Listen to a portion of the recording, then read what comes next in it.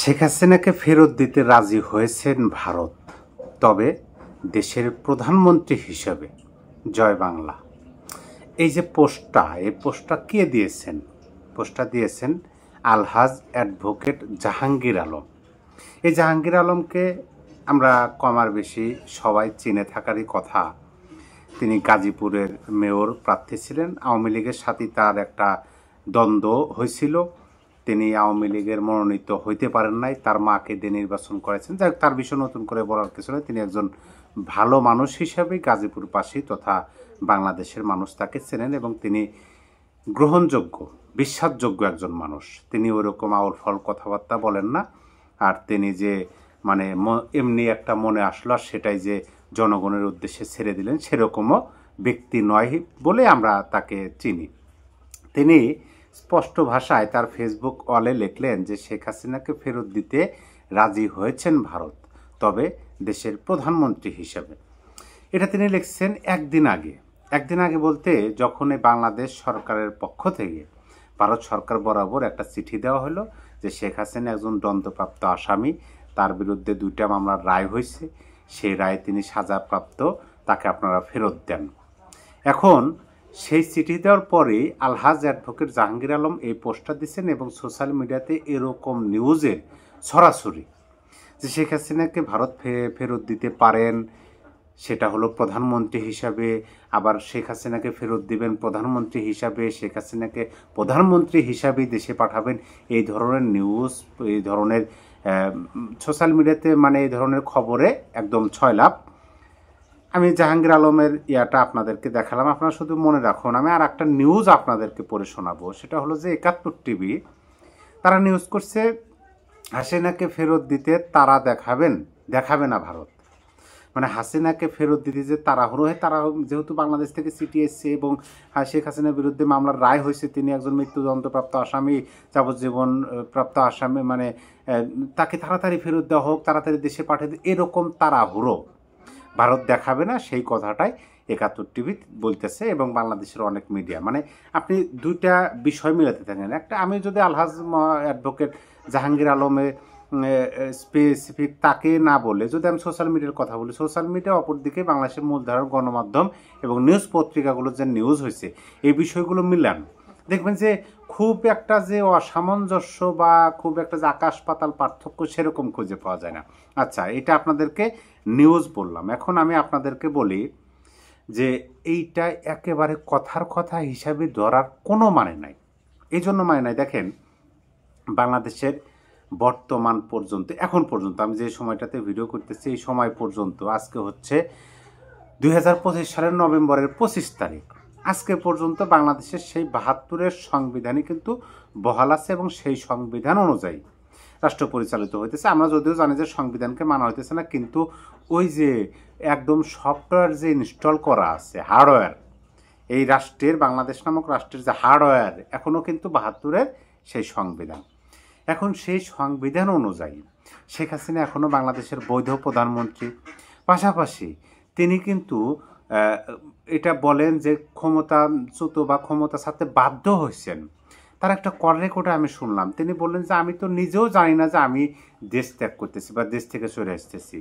তিনি বললেন যে তিনি মনে করছেন যে গণভবন থেকে তিনি গোপালগঞ্জে যাচ্ছেন।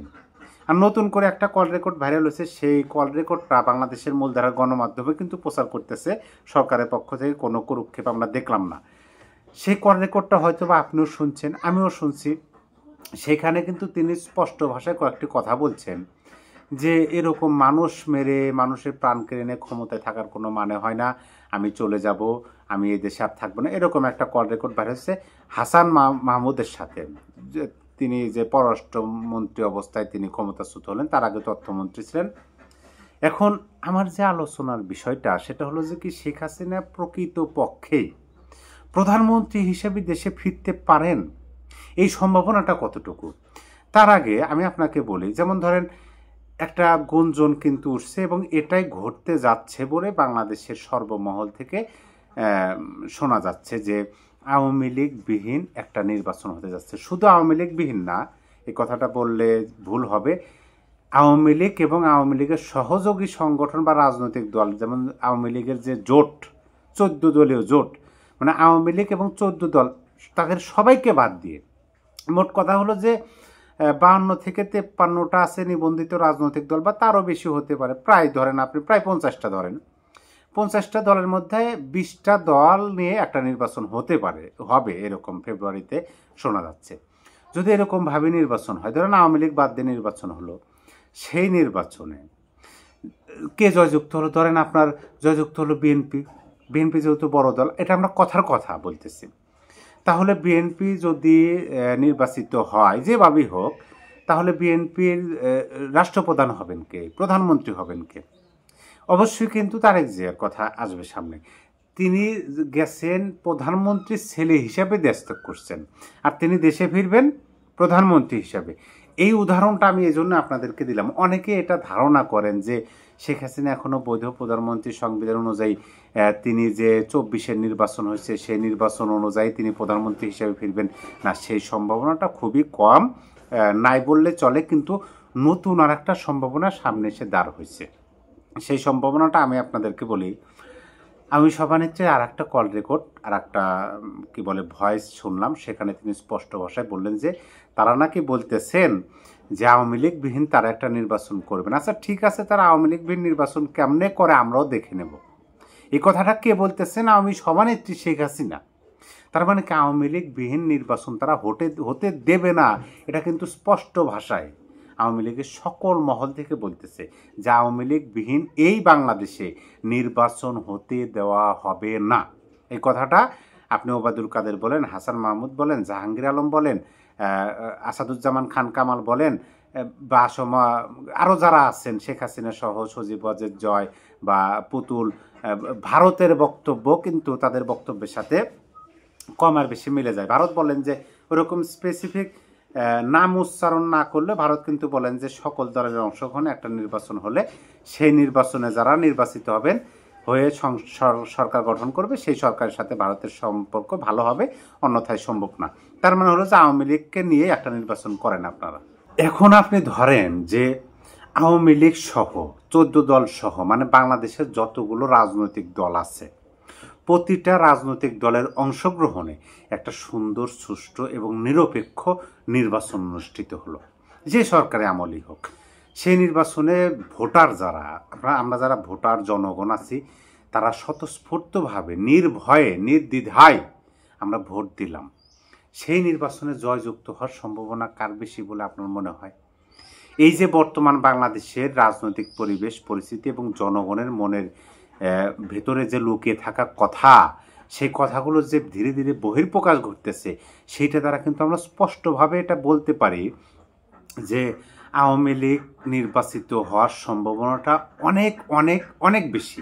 এখন আপনি বলুন তো, যে আওয়ামী লীগ যদি নির্বাচিত হয় এবং আওয়ামী লীগ নির্বাচিত হওয়ার পরে সরকার যখন গঠন করবে, তখন আওয়ামী লীগ কাকে প্রধানমন্ত্রী হিসেবে সিলেকশন করবেন যে ইনি হবেন প্রধানমন্ত্রী? এটা স্পষ্ট ক্লিয়ার যে এখন পর্যন্ত আওয়ামী সভানেত্রী শেখ হাসিনা, আর আওয়ামী লীগ যেভাবেই হোক আওয়ামী লীগ মানে নতুন নতুন প্রার্থী দিয়েও যদি নির্বাচনে অংশগ্রহণ করে নির্বাচিত হন, তাহলে কিন্তু ওই প্রধানমন্ত্রী হিসাবে শেখ হাসিনা ফিরে আসবেন। দেখেন, হিসাব খুব সহজ। এখন আমাদের পার্শ্ববর্তী রাষ্ট্র ভারত, তারা কি প্রকৃতপক্ষে শেখ হাসিনাকে এখনও প্রধানমন্ত্রী হিসেবে দেখেন কিনা, এটা কিন্তু আর একটা বিষয় আছে। সেই বিষয়টা হলো যে ভারতের একটা রাজনৈতিক দল কিন্তু শেখ হাসিনাকে আশ্রয় দেয়নি, এটা স্পষ্ট কথা। ভারত আশ্রয় দিচ্ছে। ভারতের প্রতিটা রাজনৈতিক দল, ভারতের প্রতিজন নাগরিক শেখ হাসিনাকে তাদের ইচ্ছানুযায়ী আশ্রয় দিচ্ছে। কোনো একটা রাজনৈতিক দল বা কোনো একটা সংগঠন বা গোষ্ঠী কিন্তু শেখ হাসিনাকে আশ্রয় দেয়। তার মানে কি, সর্বভারতে আশ্রয় দিচ্ছে। এখন ভারতের বিভিন্ন রাজনৈতিক দলের নেতা, ভারতের বিভিন্ন সোশ্যাল ইনফ্লুয়েন্সার, ইউটিউবার যারা কথা বলেন বাংলাদেশের বা এরকম রাজনীতি, ভারতের পার্শ্ববর্তী রাষ্ট্র হিসেবে আমাদের বিভিন্ন বিষয় নিয়ে কথা বলেন, তাদের কন্টেন্ট আমরা দেখি, তারা কিন্তু স্পষ্ট ভাষায় এখনও তাদের কথার মধ্যে শেখ হাসিনাকে প্রধানমন্ত্রী হিসাবে তারা আখ্যায়িত করেন এবং তারা প্রধানমন্ত্রী হিসাবে কথাগুলো বলেন। এবং আমরা এখন দেখতেছি যে বিশ্বের মানে আন্তর্জাতিক গণমাধ্যমগুলো এবং যেভাবে তারা নিউজগুলো ছাপান তাতে কিন্তু বোঝা যায় যে শেখ হাসিনাকে সেই প্রধানমন্ত্রী হিসেবে যেরকম তাকে সম্মান প্রদর্শন করে নিউজগুলো ছাপানো হয়েছে সেই ধারাবাহিকতা আমরা খুঁজে পাই। সেই হিসাবে এই যে আলহাজ অ্যাডভোকেট জাহাঙ্গীর আলম এবং আরও যে সোশ্যাল মিডিয়াতে একটা গুঞ্জন উঠছে যে ভারতে শেখ হাসিনাকে ফেরত দিতে রাজি হতে পারে সেটা প্রধানমন্ত্রী হিসাবে, এটা একবারে অহেতুক কথা বলে আমার কাছে মনে হইতেছে না। সম্ভব হলেও হতে পারে, নানান ধরনের ওয়ে আছে এই বাংলাদেশে।